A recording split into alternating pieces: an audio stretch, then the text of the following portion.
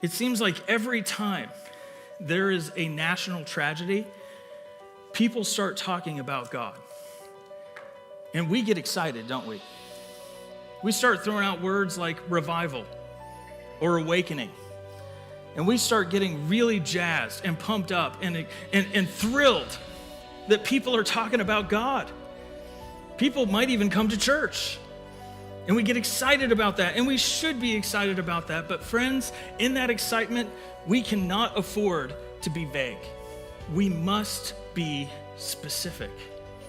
Very specific. Because it's not really revival if everyone stands in a circle offering ambiguous prayers to a God of their choice. It's not really revival if we blur the lines between the gospel and a false church that carries a few similarities. That's not revival. That's not awakening. That's mass deception.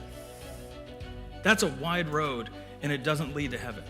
But you know something I've never seen before? Never, not once a day in my life, is a bumper sticker that says, Christ bless America. You know why?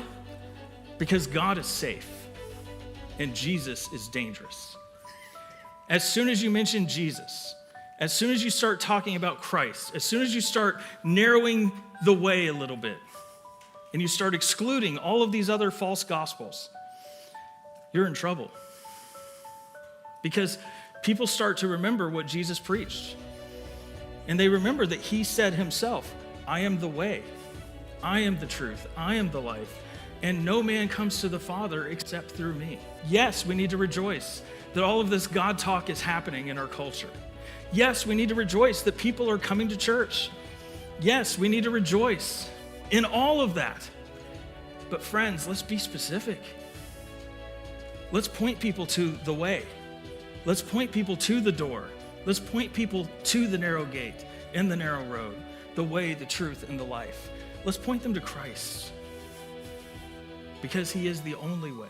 And friends, that's why we need to be specific. There is no salvation apart from Christ.